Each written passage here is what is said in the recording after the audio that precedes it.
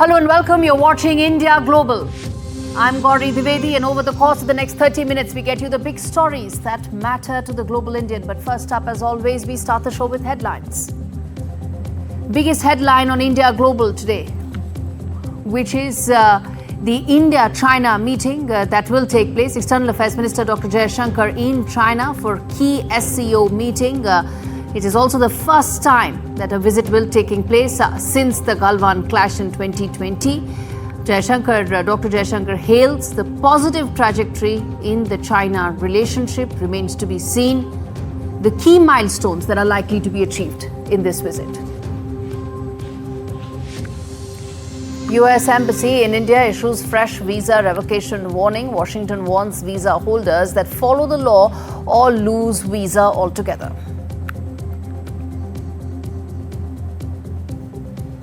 It's a 180-degree turn in Donald Trump's assessment of Vladimir Putin. He is now hitting out at Russian president and has said that Putin talks nice but then bombs everybody in the evening. This comes even as US is arming Ukraine with the Patriot missiles. EV giant Tesla is all set to open its first India showroom on the 15th of July. Tesla's Mumbai entry, it makes us ask the key question: why is India such a crucial market for Tesla, for Elon Musk? An Indian space hero's homecoming. Shubhanshu Shukla's last day at the International Space Station. The Dragon spacecraft is all set to undock today. And then what?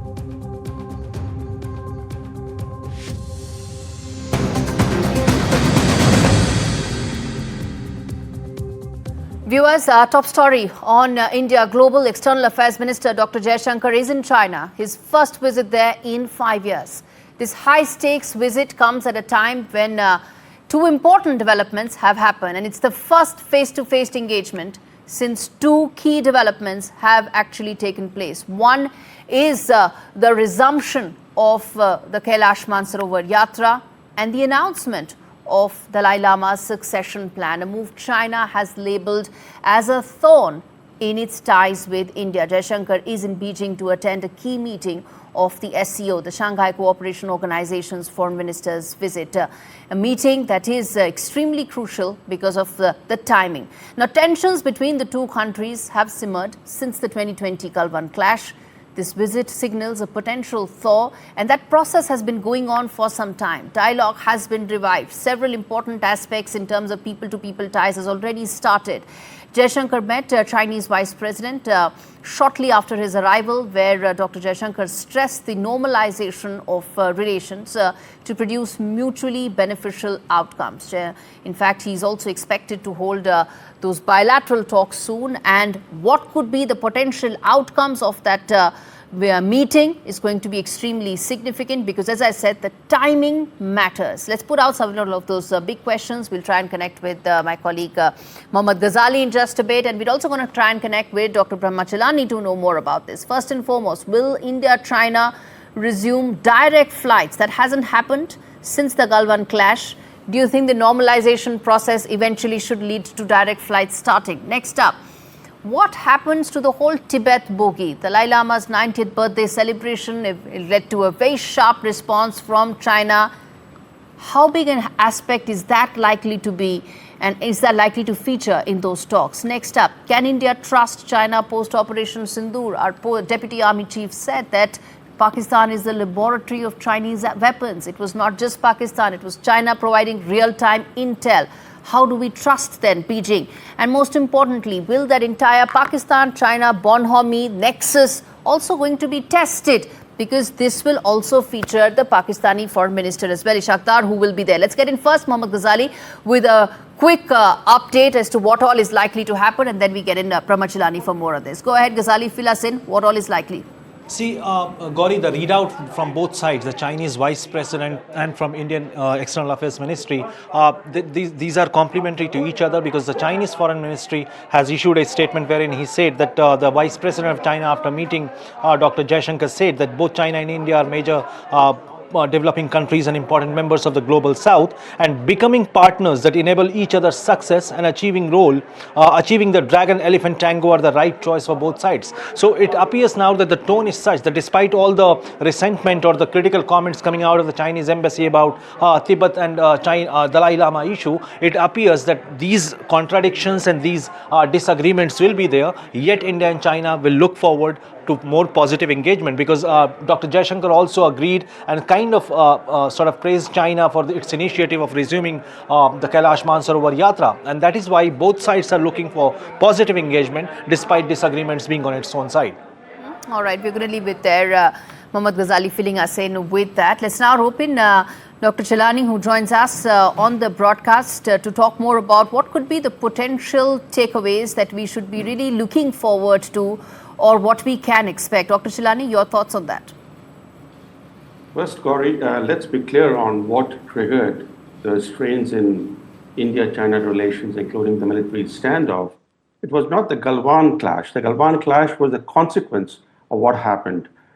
What happened was that China stealthily encroached on Indian borderlands in April 2020. That set in motion a series of clashes that began on May 1st, 2020. And the Galwan clashes happened in June 2020. So the Galwan clashes were a consequence of China's furtive encroachments. Now that tense military standoff, which began on May 1st, 2020, hasn't fully been diffused. So that's one outstanding issue that needs to be resolved. There was an agreement last autumn to disengage forces. Movement has been made in that direction to disengage forces, but there has been no de-escalation. China still masses large numbers of forces along the India frontier. Along with these troops, it has deployed heavy weaponry as if preparing for war. So de-escalation is very important, and that clearly is one underlying issue that will figure in the discussions that Jaishankar will have with Chinese officials. Okay. As far as the resumption of direct flights between China and India is concerned, that is a minor issue. It's a Chinese demand.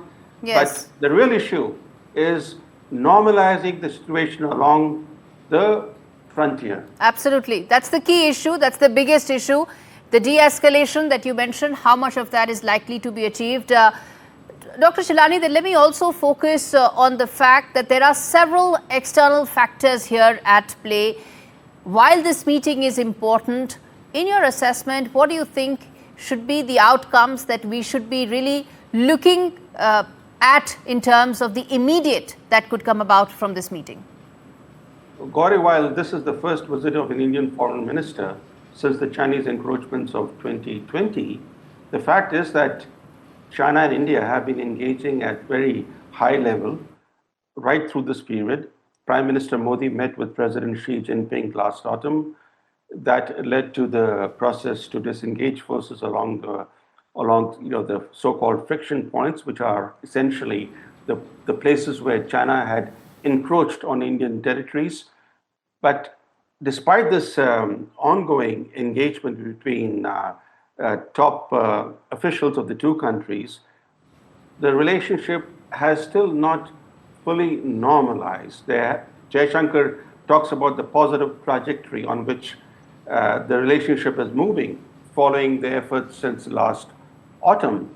Yet several issues are still pending, and the resumption of the pilgrimage to Kailash Mansarovar should be seen as part and parcel of the larger attempt to improve bilateral relations. But it's interesting to note that Jaishankar is in China essentially for the SCO meeting, the Shanghai Cooperation Organization meeting. And in fact, in the SCO, India is the odd man out. India is the only full democracy among the SCO's member states. In fact, except for India, the other members of the SCO are all participants in China's Belt and Road Initiative. Indeed, they are, yes.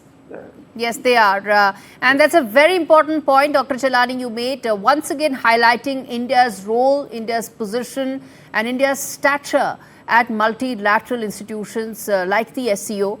Some takeaways are likely, but it's important that the messaging comes out in the spirit in which it is expected, which is towards de-escalation, which is towards building mutual trust. I'm going to leave it there. Dr. Jalani, thanks much for speaking to me on India Global. Viewers, we turn attention now to the other big story that we are tracking on the show. Well, the US Embassy in India has issued a fresh advisory for visa holders. It comes with a clear warning. In recent post on social media platform X, the embassy reminded travelers that visa screening does not stop once a visa is approved. In fact, the process continues even after one arrives on American shores. The message is loud and clear. In fact, it's a very direct message that visas is not something that can be taken for granted. Let me put out, in fact, for you viewers, in terms of what could happen when you talk about when you arrive on American shores and your visa is actually taken. What is the impact this has on a financial basis, on a larger basis as well? Let's put that out. We're going to tell you first in terms of the financial hit that students take even on flimsy grounds if their visas are taken. First and foremost, this is the process of actually taking a student visa. You get accepted to an accredited university. That's how you start. The second process, you take the I-20 form. Then you got to pay for the service fees. So that's about 30,000 rupees. Next is the payment that has to be made for the DS-160 visa application. That's a little under 16,000 rupees. So this is upwards of about $200. Then you schedule and have a visa process. Now the waiting time that exists for a visa is about 15 days to 2 months, but it could be much more in several categories for F1. So this is the amount of effort that you take when you get a visa. Assuming you've got accredited to a university of your choice, a course of your choice, and meeting all those academic credentials, this is the process you follow. And you go there, and on any flimsy ground that I'm going to now walk you through, that visa may be revoked. Even when you have a legitimate legal document on American shores, it could be pulled up in a snap, because that's the now new normal under Trump administration. Let's put that out. The next point in terms of this is now the case study. Viewers, I'm going to now tell you about the case study that is there. The cost of study is about non-refundable tuition fees. This is about 42,500 is the tuition deposit. This is a specific case we have taken, that if you're a student at a New York university, this is the kind of money that you've got to spend. After that process, this is the money, and then I'm going to walk you through what are the flimsy grounds on which all of that can change in a click of a button or a flick of a finger. Let's move ahead and tell you the numbers that are there in terms of the tuition costs that are about 51 to 54 lakh rupees is the tuition cost that has to be paid before the visa process. Next, there are a number of international students that are there. This is the 7,700 international student fee that has to be paid each semester, in addition to all the tuition fees. Lastly, the tuition paid in full before the start of semester. So this is the amount of money, this is the amount of effort you take. Now I'm going to tell you, viewers, how things can change and how soon that could unravel with these potential possibilities that are real. Visa revocations. If you skip a couple classes, that's ground for visa to be revoked. Next, you drop out of a semester, that's ground for a revocation of your visa as well. Next, you overstay, another reason why it could be revoked. That makes sense. That's in fact the only thing that makes sense. Unauthorized employment being another. Posting anti-American content online. Now, who decides that? What's the gray? This is absolutely discretion based and in complete gray area. Anybody can decide that this is anti-American in nature. In addition to that, there are petty offences as well, all of which could result in visa being revoked, viewers.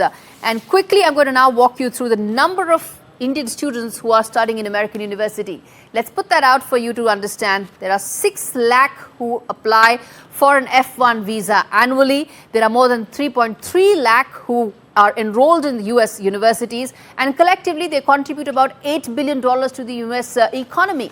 Right now, back of the envelope calculation suggests, with all this happening, with so much of uncertainty around visas, $1 billion is the kind of hit that American universities could take if several of these students are asked to go back. Let's get you the bottom line, viewers, as far as this issue is concerned. We walked you through what all can happen. Let's get you the bottom line in terms of why this is significant. Now, the bottom line, viewers, as far as this issue is, that this is totally discretion based. This could happen to anyone at any point of time, and there could be any trigger. The students or those who have visas could be left in the lurch with deep uncertainty about when and how things may change. The new normal for students who are studying in America is that not only do they have to follow the law, they have to watch their backs as well. All right, viewers, a quick break. We return with more on the other side.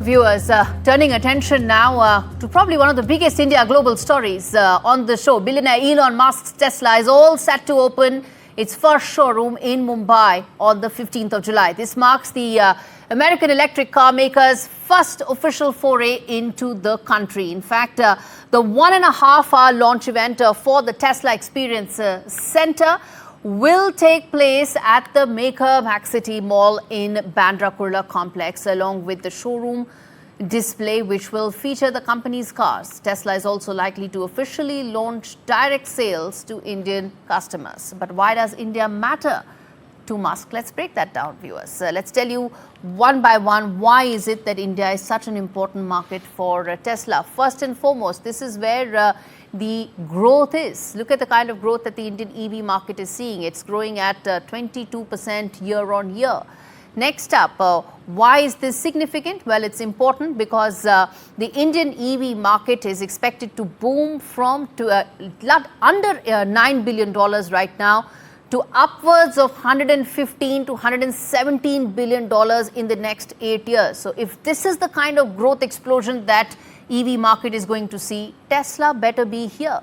Next, government policies, subsidies and incentives are being provided to ensure that manufacturers are able to best use the potential that exists in terms of growth right now and in terms of opportunities. So you've got subsidies going, you've got incentives going, all of which Donald Trump's regime has actually taken away from Elon Musk. That's equally important. Companies go where incentives are. Companies move out from where incentives don't continue to remain. Let's move ahead. Let's tell you some of the other reasons. Government subsidies, manufacturer-specific offers. We spoke about that. Next up, the biggest EV market in the world is that, we spoke about this, that Donald Trump's administration has taken this away. Next up, Tesla sales are actually slowing down in China. It is the largest EV market in the world. China's EV market is now slowing down. BYD, which is the largest company there, has actually seen a major dip in its sales. Inventory pileups are actually growing. All that means that China is no more going to be that big growth bubble for EVs as it used to be. So what does that mean? Tesla ought to be in India. That's what it means. Lastly, that there is the Indo-US trade winds that are turning favorable. This is likely to be a key part of the trade deal, and that is likely to provide further fillip to Tesla, to EV, and to the India-US trade scenario going forward. All right, let's move ahead. Let's tell you now the other story, which is about Donald Trump hitting out at Putin. He said that he's going to send Patriot air defense systems to Kyiv, hinted at new sanctions on Russia. Once again, voicing displeasure with Russian leader Vladimir Putin over Moscow's war in Ukraine. Now, why is that happening? This is a huge transition from Donald Trump, who found Putin to be his best buddy, who wanted to talk to Putin to be able to end all the other wars, and said that I'm going to speak to Putin about everything else. All that has changed in 30 days, and now Putin is the bad guy, and he wants to now ensure that he gets as many Patriot missiles to Kyiv as possible. I'm going to play out this soundbite of Donald Trump, where he's speaking about just how much his stance has changed as far as Vladimir Putin is concerned. Listen in. We will send them Patriots, which they desperately need, because Putin really surprised a lot of people. He talks nice and then he bombs everybody in the evening. So there's a little bit of a problem there, and I don't like it. It's in a bizarre video that has been posted by Taliban-linked accounts and put on social media. They've actually said that there is a case for American tourists to come to Afghanistan. That video actually is a mockery of the number of people who've lost their lives due to those hostage situations. A clip has actually now come and it's gone viral, where you have an Afghan travel agency which has urged Americans to visit Afghanistan. And the scale and the way it has been shot reminds me of the horrific Daniel Pearl murder that took place in exactly the same style. Let's play that out video. Let's keep playing that for our viewers to know what is it that is actually happening. That bizarre video that was released was meant to boost tourism, but it actually shocks instead of awing. We have one message for America. Welcome to Afghanistan.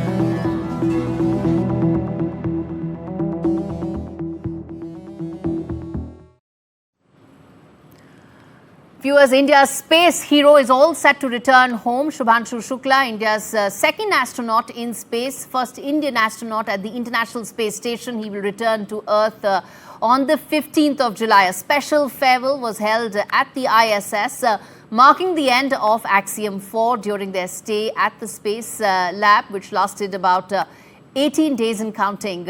Astronauts conducted over 60 scientific experiments. The splashdown expected off the California coast tomorrow around 3 p.m. IST. Tomorrow being the 15th of July. I want to play out exactly what Shubhanshu Shukla said at his farewell ceremony, and we're also going to play out what his father, his proud father, said when this mission is likely to be completed very soon. Listen in.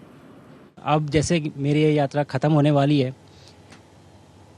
आपकी और मेरी यात्रा अभी बहुत लंबी है. हमारी human space mission की जो यात्रा है वो बहुत लंबी है और बहुत कठिन भी है. लेकिन मैं आपको विश्वास दिलाता हूँ कि अगर हम निश्चय कर लें तो तारा अभी प्राप्यन्ते, इवन स्टार्स आर अटेनेबल. आज का भारत स्पेस से महत्वाकांक्षी दिखता है. आज का भारत निडर दिखता है. आज का भारत कॉन्फिडेंट दिखता है. आज का भारत गर्व से पूर्ण दिखता है. और इन्हीं सब कारणों की वजह से मैं एक बार फिर से कह सकता हूँ कि आज का भारत अभी भी सारे जहाँ से अच्छा दिखता है.